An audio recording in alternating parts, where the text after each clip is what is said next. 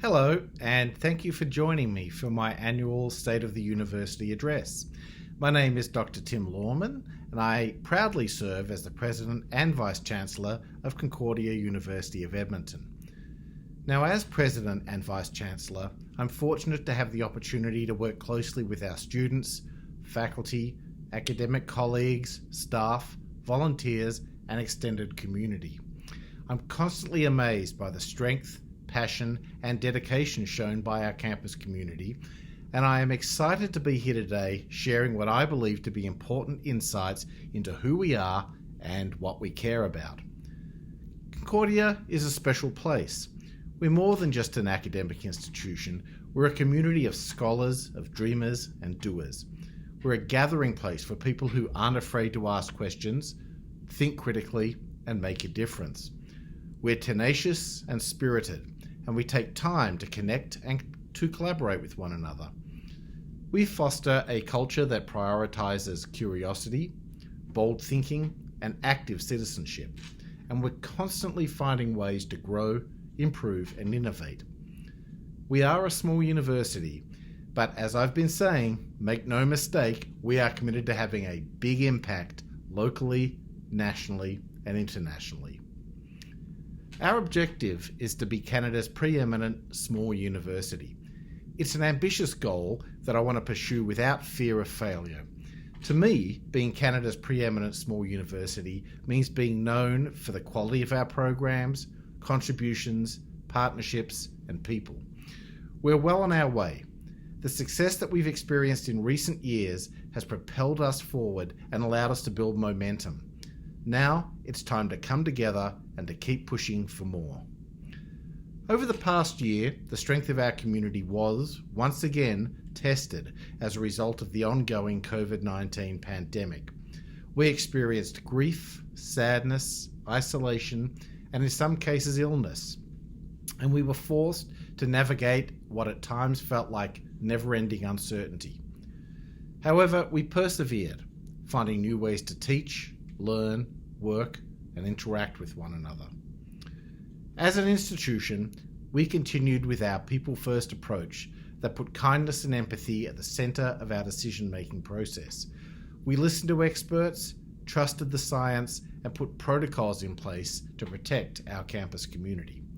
I'm very proud of how we've responded to the pandemic, and while there's still a long way to go before we'll return to some kind of normal, we have started rebuilding and we have started moving forward. Much of this address is going to focus on COVID-19 and how it's impacted our campus. Trust me, I wish this wasn't the case, but there's no use sugarcoating how a global pandemic has disrupted the post-secondary landscape and has been a constant preoccupation for most of us. When I started planning for this year's address, I'd hoped that things would be a bit brighter than they are today. But as you all know, our healthcare system remains under tremendous pressure. The situation is still very serious, and while I'm going to be taking time today to speak about resiliency and perseverance, I want to remind you that it is okay to be feeling sad or angry or frustrated or whatever it is you're feeling. If you need support, please reach out. There are resources available, and we do care about your well-being. Don't hesitate to put yourself first. We're here to support you. Before I dive in, I want to acknowledge that Concordia is located on Treaty 6 territory and respects the histories, languages, and cultures of Indigenous peoples of Canada, whose presence continues to enrich our vibrant community. I'd also like to acknowledge our Board of Governors and all of the people who've helped to make this year's address possible. Thank you for your time, energy, and commitment to the Concordia community. The complete version of this year's address is available on our website. Please take some time to review this document in its entirety. We have so much to be proud of and so much to be excited about. So please take a look and make sure that you share it with your colleagues and friends. Now, let's get into it. One of the major themes that emerged when I was putting together this address was evolution. The COVID-19 pandemic forced us to get uncomfortable. We moved online in March 2020, and then, with stops and starts, we were stuck online until just a few weeks ago. To keep operating, we needed to embrace change and begin seeing challenges as opportunities. On the academic side, we have been modernising our approaches and improving our academic programs to better serve our students, introducing new courses and designing interactive modules to offer the best possible learning experiences. Over the past year, we introduced 33 credit master's programs in Information Systems Security Management and Information Systems Assurance Management, a Master of Science in Information Technology, and our first ever doctoral program, a Doctor of Psychology in Clinical Psychology. We also began implementing flexible delivery, and we've welcomed new colleagues across our faculties, bringing new perspectives, energy, and expertise to Concordia. In terms of facilities, we began preparations for our new academic building, which will provide much needed space for our community. And thanks to the generosity of Nellie Braxma and her family, we acquired the historic McGrath Mansion. The McGrath Mansion covers 5 municipal lots, and we're looking forward to hosting events, fundraisers, conferences, seminars, and student-focused programs at the property. Our approach to research and innovation has continued to evolve, and over the past year, the Office of Research Services has focused on providing more support to researchers and to diversifying our research portfolio. We proudly hosted the Undergraduate Research in Science Conference of Alberta, which featured over 100 presentations from students across the province, and we celebrated major milestones, including our most successful year on record for both external and internal research funding. The past year was also big for partnerships and innovation. We reached 100 international partnerships, facilitated Concordia's first industry-sponsored research project through the BMO Centre for Innovation and Applied Research, launched a renewable energy series through the McNeil Centre for Applied Renewable Energy, and continued building our artificial intelligence capacity thanks to the Centre for Applied Artificial Intelligence. We also engaged in meaningful partnerships with other post-secondary institutions. Led by Dr. Cecilia Bukutu, our vaccination campaign with MacEwan University, University of Lethbridge, and Norquest College challenged post-secondary students to dispel myths and promote vaccination against COVID-19. Additionally, we helped launch the Artificial Intelligent Pathways program with Norquest at Athabasca University and Bow Valley College. The program aims to create opportunities for Albertans to thrive in the global digital economy, and we are looking forward to sharing more information in the future. Of course, we also needed to adapt our approach to providing services and support to students. I could not be prouder of how our Student Life and Learning team have approached their roles over the past year. From peer support and counselling services, to Q Wellness, to career services, learning accommodation services, tutoring services, and the Writing Centre, our providers adapted, reacted, and then adapted again to the pandemic to provide our students with the same high level of care that they've come to expect from us at Concordia. Thank you. Another theme that emerged when reflecting on the past year was community. Now, I know that I'm biased, but it needs to be said that the strength of our community is second to none. This place, our people, the way we care for one another and show up for one another, it's special. It's different.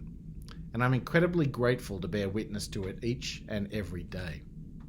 One example that I want to highlight today comes from our Department of Athletics and Recreation. Talk about an area that was impacted by the pandemic. Our athletics teams across all sports lost their entire season last year. For these athletes and coaches to work so hard and then not be able to compete was devastating.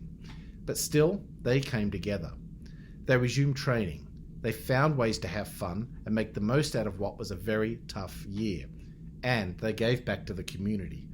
Last November, our teams launched an 11 Days of Giving campaign, contributing over $6,500 in cash donations, donating winter jackets, clothing, mittens and toys, logging more than 150 volunteer hours, donating over 700 pounds of non-perishable food items, and giving blood in a time when supply was low and demand was high.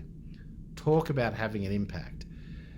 It would have been easy for our student athletes to walk away and allow their frustration and disappointment to consume them, but instead they prioritised community, and they were awarded the annual Canadian Collegiate Athletic Association Community Service Award.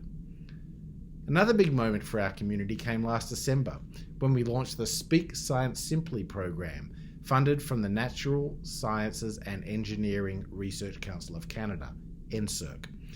Once again, the program was led by Dr. Cecilia Bukutu, with a team of multidisciplinary experts from across the university. Through a series of modules, the program provided individuals involved in science and research with the skills and confidence to communicate effectively at a time when misinformation was dominating the headlines. The modules attracted scientists from across the country, and the development of the program is an exceptional example of members of our community coming together to propose solutions to real-world problems and make a difference. Of course, our community is not without its challenges. The past year was filled with a tremendous amount of sorrow and reflection. The ongoing discovery of Indigenous children in unmarked graves at the sites of former residential schools across Canada has been horrifying and has led to questions about what we need to do in order to advance reconciliation here at Concordia. I want you to know that we have been and intend to continue to act and engage meaningfully with Indigenous peoples and communities, and work is underway to update our Indigenous strategy. Our campus is located on treaty lands, and we are proud to be home to an inclusive Indigenous Knowledge and Research Centre that strives to provide for the needs of Indigenous students. I will, of course, keep you updated on our progress. I was provided another opportunity for reflection after receiving data from the Canadian University Survey Consortium. This year, their survey looked at the experience of graduating students, and I'm proud to share that 98% of participating students agreed that they are satisfied with the quality of teaching that they received at Concordia. It's a testament to our incredible faculty and the supports and services we provide. Additionally, the survey found that our students have a stronger institutional identity than students nationally, and are more likely to say positive things about Concordia and promote our institution to others.